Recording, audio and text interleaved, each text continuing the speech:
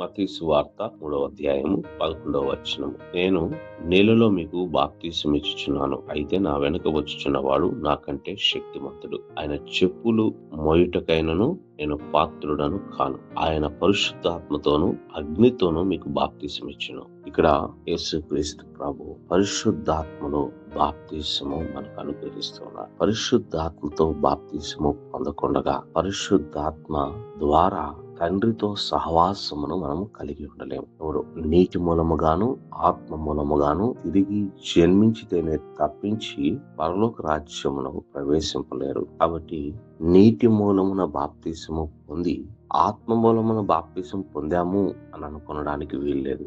నీటి మూలము గాను ఆత్మ మూలము గాను అని మరియు అనేటటువంటి పదము అక్కడ వాడబడుతూ ఉన్నది. కాబట్టి నీటి మూలముగా బాప్తిసము పొందిన ప్రతి ఒక్కరూ కూడా ఆత్మలో బాప్తిసం పొందవలసిన అవసరత ఉన్నది.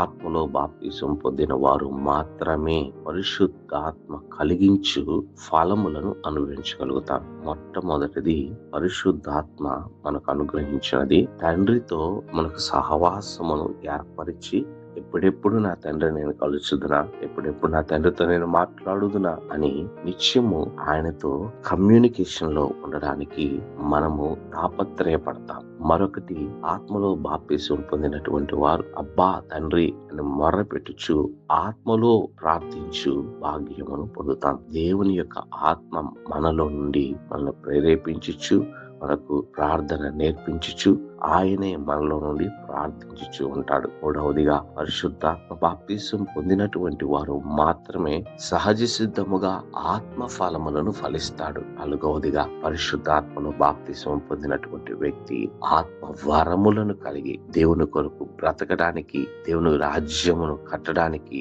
ఆత్మ యొక్క వరములను పొంది ఆ వరములను వాడగలిగిన కృపను పొందుతాం. కాబట్టి యేసుక్రీస్తు ప్రభు ఇచ్చు ఆత్మ బాప్తిసం పొందిన వారు ధన్యులు.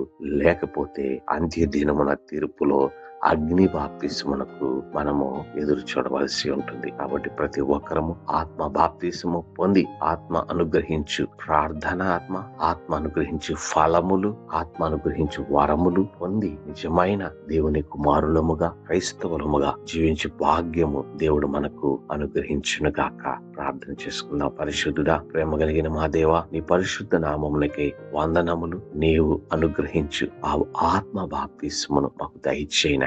మాకు నీ సహాయం ఎంతో అవసరం. నీ పరిశుద్ధాత్మ అభిషేకం అనుగ్రహించమని తండ్రి మమ్మల్ని మేము నీ ఆత్మకు అప్పగించుకొనొచ్చు. యేసు నామమును వేడి ప్రార్థన చేయించున్నాం తండ్రి. ఆమేన్.